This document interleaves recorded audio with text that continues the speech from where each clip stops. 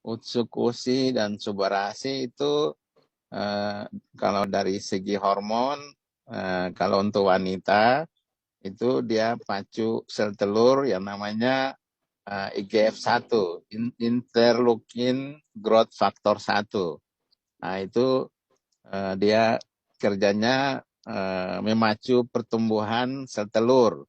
Jadi kalau ada sel telur yang kecil-kecil, nama medisnya PCOS, ya kadang dibilang, aduh ini sel telurnya kecil-kecil. Kalau sel telur kecil-kecil, kan dia tidak ada masa subur kalau sel telur kecil.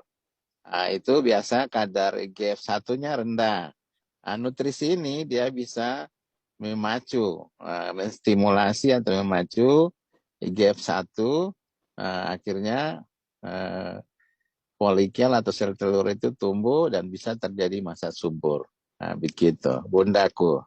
Nah, dokter, selama ini kan dokter udah mulai kasih ke pasiennya juga dengan terapi ini ya. Nah, dokter lihat Ya, persentase kemungkinan mereka hamil, yang kadang-kadang mereka tuh udah puluhan tahun atau berapa tahun nggak hamil segala macam. Dokter lihat persentasenya banyak nggak yang akhirnya berhasil setelah mereka terapi dengan nutrisi ini, dok?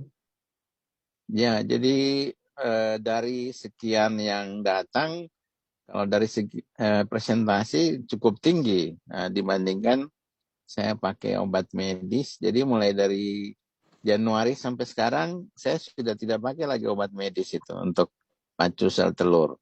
Karena kerjanya obat medis itu dia sel telurnya oke, kadang rahimnya tidak siap, rahimnya tidak connect, rahimnya jadi tipis. Tapi kalau nutrisi ini dia balance, jadi dia pacu sel telur, hormonnya juga jadi seimbang, kemudian rahimnya juga oke.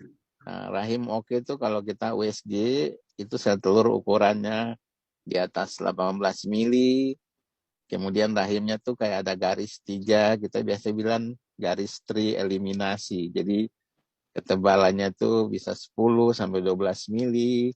Nah, itu kan dia connect namanya, balance-nya connect. Kalau obat medis itu ada yang sel telurnya oke, tapi rahimnya jadi tipis.